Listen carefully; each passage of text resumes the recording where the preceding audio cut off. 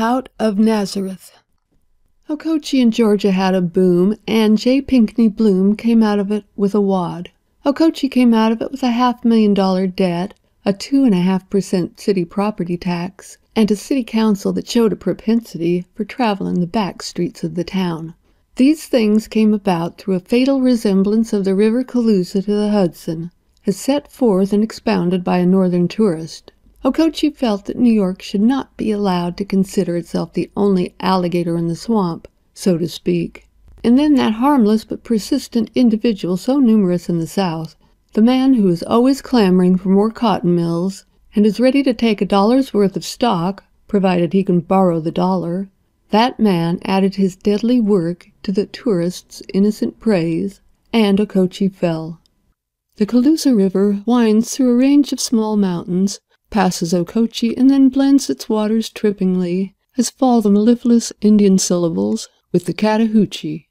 Okochi rose, as it were, from its sunny seat on the post-office stoop, hitched up its suspender, and threw a granite dam 240 feet long and 60 feet high across the Colusa, 1 mile above the town.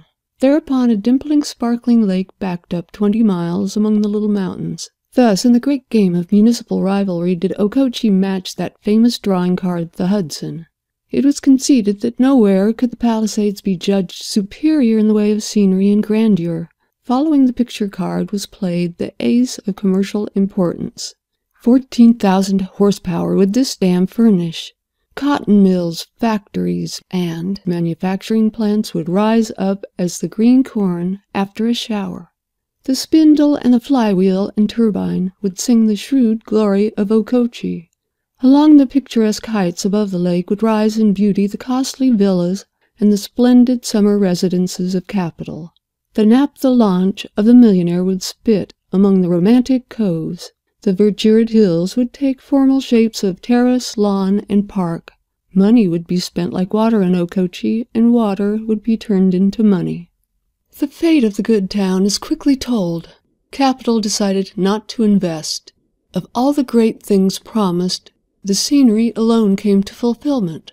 The wooded peaks, the impressive promontories of solemn granite, the beautiful green slants of bank and ravine, did all they could to reconcile Okochi to the delinquency of miserly gold. The sunsets gilded the dreamy draws and coves with a minting that should charm away heartburning. Okochi, true to the instinct of its blood and clime, was lulled by the spell. It climbed out of the arena, loosed its suspender, sat down again on the post-office stoop, and took a chew. It consoled itself by drawling sarcasms at the city council, which was not to blame, causing the fathers, as has been said, to seek back streets and figure perspiringly on the sinking fund and the appropriation for interest due. The youth of Okochi, they who were to carry into the rosy future the burden of the debt, accepted failure with youth's uncalculating joy, for here was sport, aquatic and nautical, added to the meager round of life's pleasures. In yachting caps and flowing neckties they pervaded the lake to its limits. Girls wore silk waists embroidered with anchors in blue and pink. The trousers of the young men widened at the bottom, and their hands were proudly calloused by the oft-plied oars. Fishermen were under the spell of a deep and tolerant joy. Sailboats and rowboats furrowed the lenient waves. Popcorn and ice cream booths sprang up about the little wooden pier. 2 small excursion steamboats were built and plied the delectable waters. Okochi philosophically gave up the hope of eating turtle soup with a gold spoon, and settled back, not ill-content, to its regular diet of lotus and fried hominy. And out of this low wreck of great expectations rose up J. Pinkney Bloom with his wad and his prosperous, cheery smile. Needless to say, J. Pinkney was no product of Georgia soil. He came out of that flushed and capable region known as the North. He called himself a promoter. His enemies had spoken of him as a grafter. Okochi took a middle course and held him to be no better or no worse than a Yank.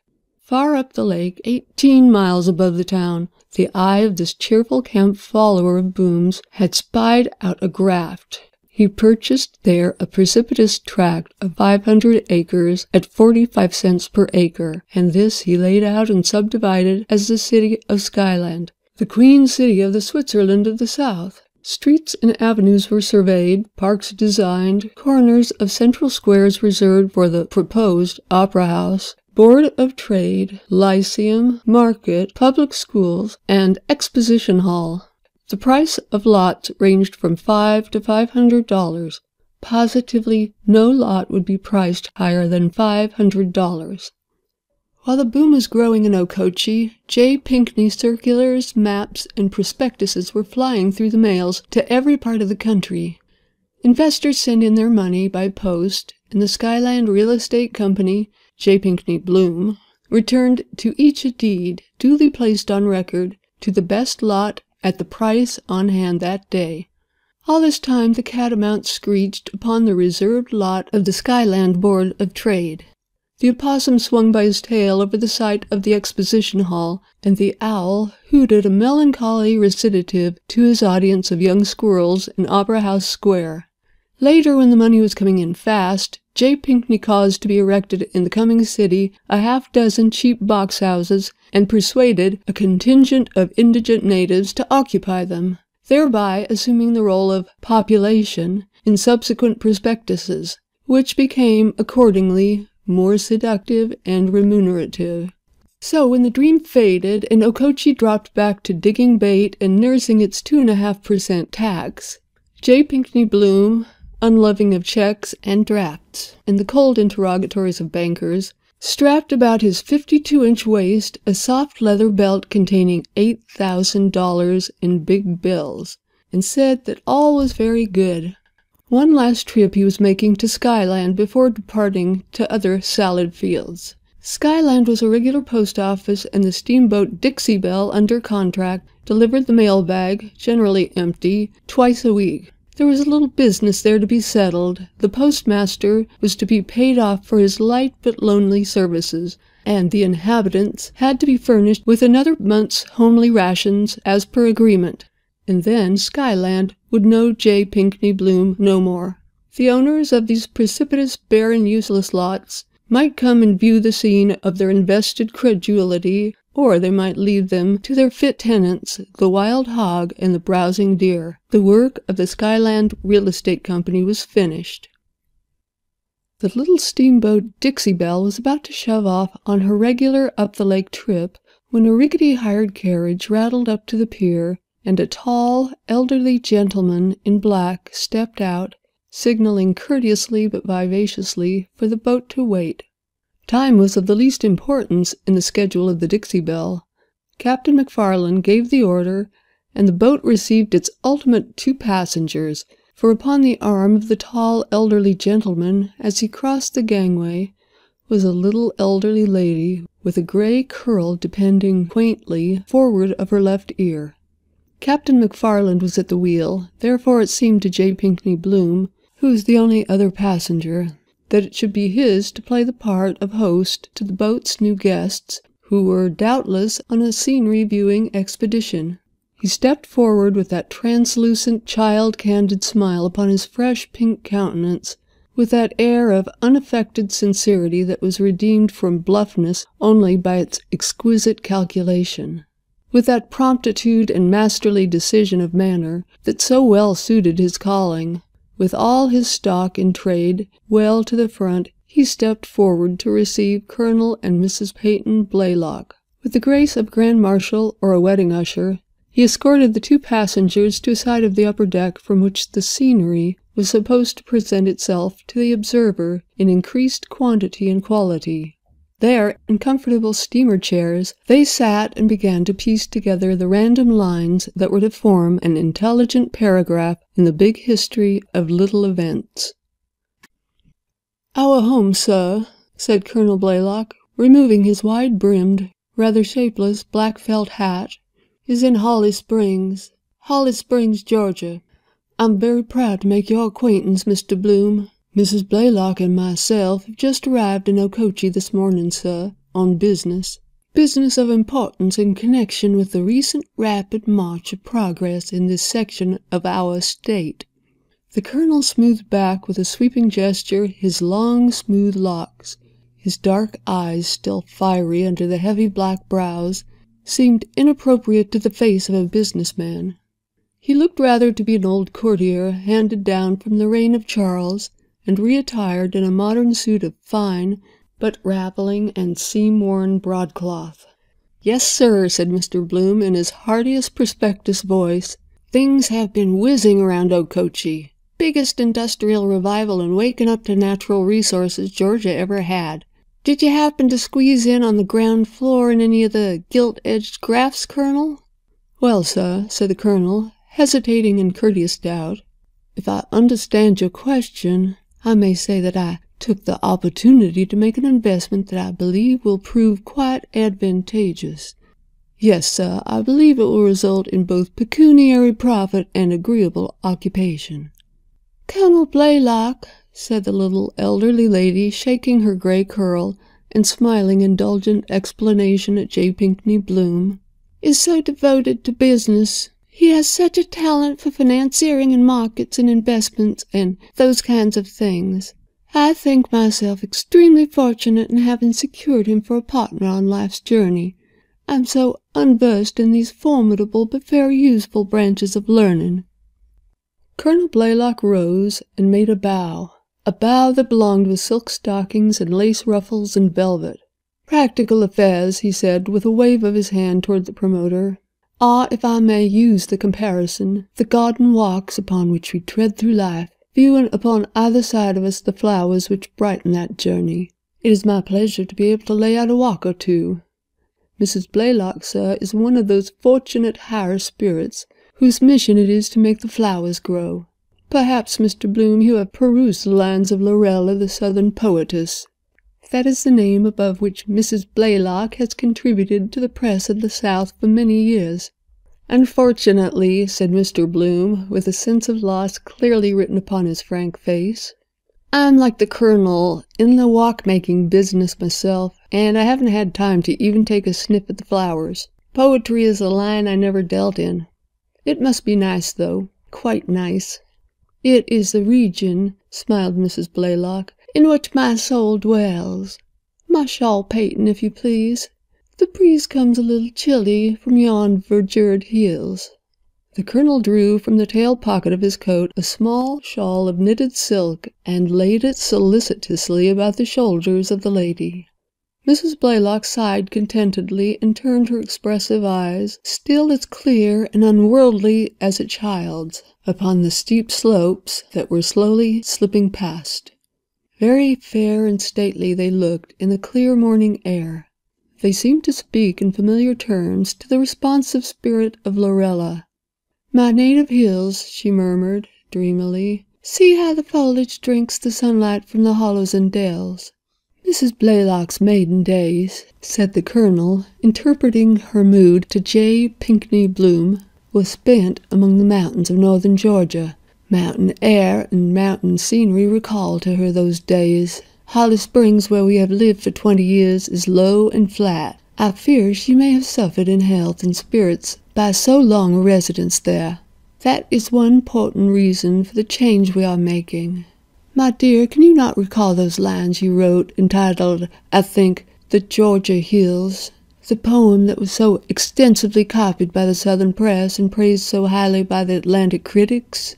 Mrs. Blaylock turned a glance of speaking tenderness upon the Colonel, fingered for a moment the silvery curl that drooped upon her bosom, then looked again toward the mountains. Without preliminary or affectation or demurral, she began, in rather thrilling and more deeply pitched tones, to recite these lines.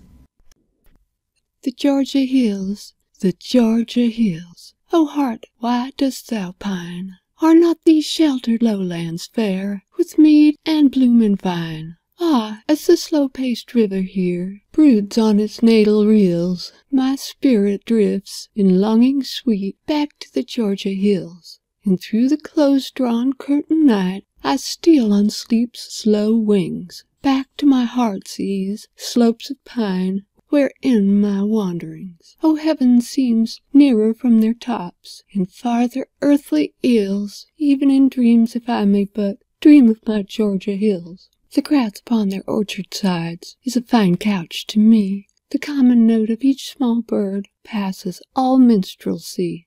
It would not seem so dread a thing if, when the reaper wills, he might come there and take my hand up in the Georgia hills." "That's great stuff, ma'am," said J. Pinkney Bloom enthusiastically when the poetess had concluded. "I wish I had looked up poetry more than I have. I was raised in the Pine Hills myself." "The mountains ever call to their children," murmured Mrs. Blaylock. "I feel that life will take on the rosy hue of hope again, in among these beautiful hills. Peyton, a little taste of the currant wine, if you will be so good. The journey, though delightful in the extreme, slightly fatigues me."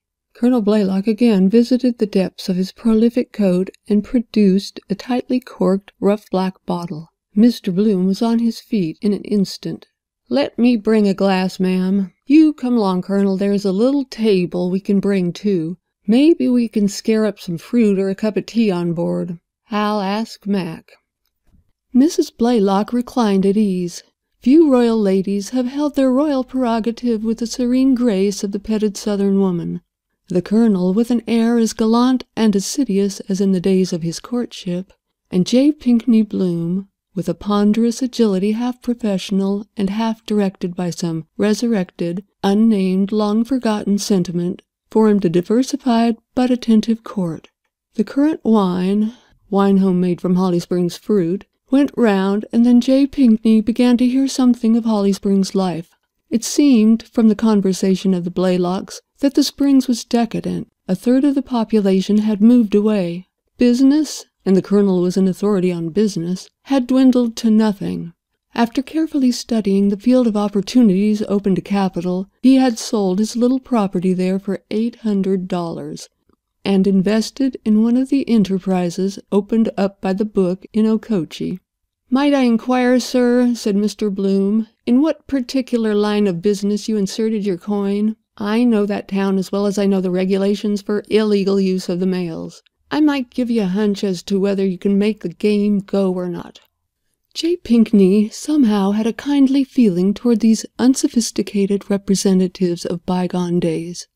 They were so simple, impractical, and unsuspecting. He was glad that he happened not to have a gold brick or a block of that Western bad boy silver mine stock along with him. He would have disliked to unload on people he liked so well as he did these. But there are some temptations too enticing to be resisted.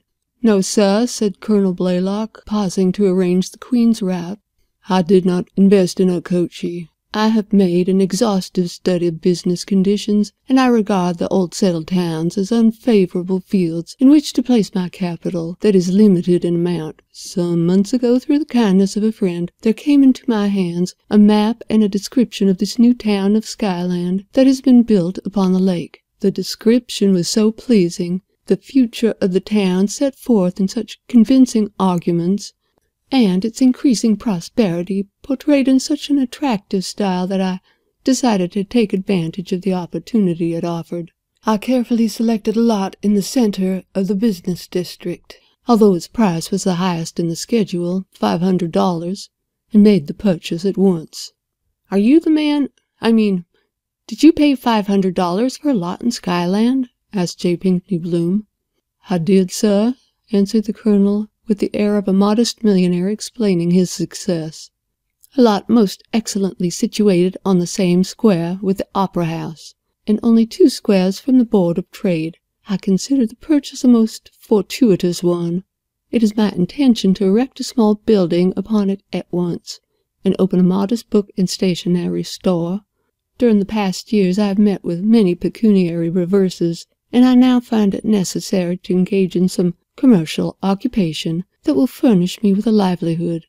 The book and stationery business, though an humble one, seems to me not inept nor altogether uncongenial. I am a graduate of the University of Virginia, and Mrs. Blaylock's really wonderful acquaintance with belles lettres and poetic literature should go far toward ensuring success. Of course, Mrs. Blaylock would not personally serve behind the counter.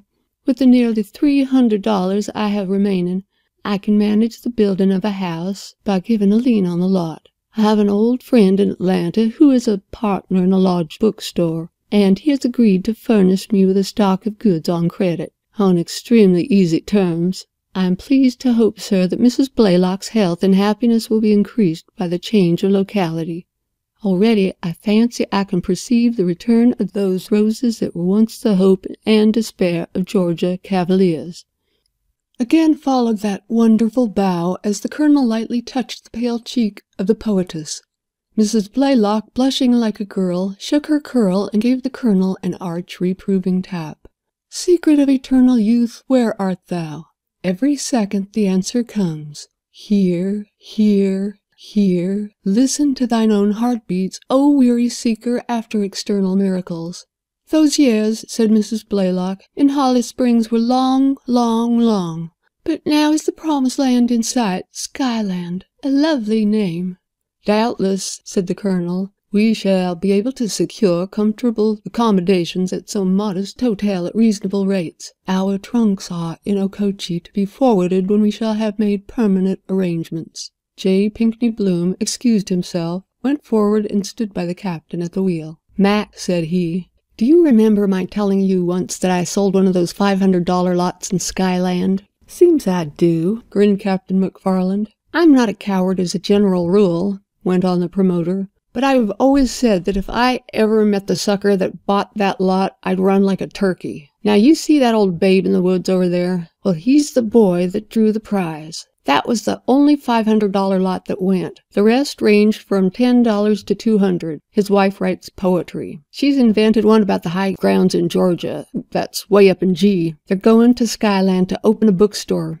"Well," said McFarland with a grin, "it's a good thing you're along, J.P. You can show 'em around town until they begin to feel at home." "He's got $300 left to build a house and store with," went on J. Pinkney as if he were talking to himself. "And he thinks there's an open house up there." Captain McFarland released the wheel long enough to give his leg a roguish slap. "You old fat rascal," he chuckled with a wink. "Mac, you're a fool," said J. Pinkney Bloom coldly. He went back and joined the Blaylocks, where he sat, less talkative, with that straight furrow between his brows that always stood as a signal of schemes being shaped within. "There's a good many swindles connected with these booms," he said presently. "What if this Skyland should turn out to be one? That is, suppose business should be sort of dull there, and no special sale for books." "My dear sir," said Colonel Blaylock, resting his hand upon the back of his wife's chair, "3 times I have been reduced to almost penury by the duplicity of others, but I have not yet lost faith in humanity. If I have been deceived again, still we may glean health and content, if not worldly profit. I am aware that there are dishonest schemers in the world who set traps for the unwary, but even they are not altogether bad. My dear, can you recall those verses entitled, 'He giveth the increase,' that you composed for the choir of our church in Holly Springs?"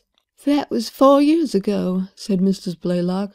"Perhaps I can repeat a verse or two. 'The lily springs from the rotting mold, pearls from the deep-sea slime. Goodwill will come out of Nazareth, all in God's own time. To the hardest heart the softening grace cometh at last to bless, guiding it right to help and cheer, and succour in distress.' I cannot remember the rest. The lines were not ambitious. They were written to the music composed by a dear friend." "It's a fine rhyme just the same," declared Mr. Bloom. "It seems to ring the bell all right. I guess I gather the sense of it. It means that the rankest kind of phony will give you the best end of it once in a while." Mr. Bloom strayed thoughtfully back to the captain and stood meditating. "Ought to be in sight of the spires and gilded domes of Skyland now in a few minutes," chirped McFarland, shaking with enjoyment. "Go to the devil," said Mr. Bloom, still pensive. And now upon the left bank they caught a glimpse of a white village, high up on the hills, smothered among green trees. That was Cold Branch. No boom town, but the slow growth of many years. Cold Branch lay on the edge of the grape and corn lands. The big country road ran just back of the heights. Cold Branch had nothing in common with the frisky ambition of Okochi, with its impertinent lake. "Mac," said J. Pinkney suddenly, "I want you to stop at Cold Branch. There's a landing there that they made to use sometimes when the river was up." "Can't," said the captain, grinning more broadly. "I've got the United States mails on board." Right today, this boat's in the government service. Do you want to have the poor old captain keel-hauled by Uncle Sam, and the great city of Skyland all disconsolate, waiting for its mail? I'm ashamed of your extravagance, J.P. Mac, almost whispered J. Pinkney in his danger-line voice, I looked into the engine room of the Dixie Belle a while ago. Don't you know of somebody that needs a new boiler? Cement in Black Japan can't hide flaws from me. And then those shares of building and loan that you traded for repairs, they were all yours, of course. I hate to mention these things, but... Oh, come now, J.P., said the captain. You know I was just fooling. I'll put you off at Cold Branch, if you say so. The other passengers get off there, too, said Mr. Bloom. Further conversation was held, and in 10 minutes the Dixie Belle turned her nose toward a little cranky wooden pier on the left bank, and the captain, relinquishing the wheel to a roustabout, came to the passenger deck and made the remarkable announcement, All out for Skyland! The Blaylocks and J. Pinkney Bloom disembarked, and the Dixie Belle proceeded on her way up the lake. Guided by the indefatigable promoter, they slowly climbed the steep hillside, pausing often to rest and admire the view. Finally, they entered the village of Cold Branch. Warmly, both the colonel and his wife praised it for its homelike and peaceful beauty. Mr. Bloom conducted them to a 2-story building on a shady street that bore the legend, Pine Top Inn. Here he took his leave, receiving the cordial thanks of the two for his attentions. The colonel, remarking that he thought they would spend the remainder of their day in rest and take a look at his purchase on the morrow. J. Pinkney Bloom walked down Cold Branch's main street. He did not know this town, but he knew towns, and his feet did not falter. Presently he saw a sign over a door, Frank E. Cooley, attorney at law and notary public. A young man was Mr. Cooley, and awaiting business. Get your hat, son, said Mr. Bloom, in his breezy way, and a blank deed, and come along. It's a job for you. Now, he continued when Mr. Cooley had responded with alacrity, is there a bookstore in town? One, said the lawyer, Henry Williams. Get there, said Mr. Bloom. We're going to buy it. Henry Williams was behind his counter. His store was a small one, containing a mixture of books, stationery, and fancy rubbish. Adjoining it was Henry's home, a decent cottage, vine-embowered and cozy. Henry was lank and soporific, and not inclined to rush his business. I want to buy your house and store, said Mr. Bloom. I haven't got time to dicker. Name your price. It's worth $800, said Henry, too much dazed to ask more than its value. Shut that door, said Mr. Bloom to the lawyer. Then he tore off his coat and vest, and began to unbutton his shirt. Want to fight about it, do yer? Said Henry Williams, jumping up and cracking his heels together twice. All right, hunky. Sail in and cut your capers. Keep your clothes on, said Mr. Bloom. I'm only going down to the bank. He drew 8 $100 bills from his money belt and planked them down on the counter. Mr. Cooley showed signs of future promise, for he already had the deed spread out and was reaching across the counter for the ink bottle. Never before or since was such a quick action had in Cold Branch. Your name, please, asked the lawyer. Make it out to Peyton Blaylock, said Mr. Bloom. God knows how to spell it. Within 30 minutes, Henry Williams was out of business, and Mr. Bloom stood on the brick sidewalk with Mr. Cooley, who held in his hand the signed and attested deed. You'll find the party at the Pine Top Inn, said J. Pinkney Bloom. Get it recorded and take it down and give it to him. He'll ask you a hell's mint of questions. So here's $10 for the trouble you'll have in not being able to answer him. Never run much to poetry, did you, young man? Well, said the really talented Cooley, who even yet retained his right mind, now and then. Dig into it, said Mr. Bloom. It'll pay you. Never heard a poem now that runs something like this, did you? A good thing out of Nazareth comes up sometimes, I guess. On hand, all right to help and cheer a sucker in distress. I believe not, said Mr. Cooley. It's a hymn, said J. Pinkney Bloom. Now, show me the way to the livery stable, son, for I'm gonna hit the dirt road back to Okochi.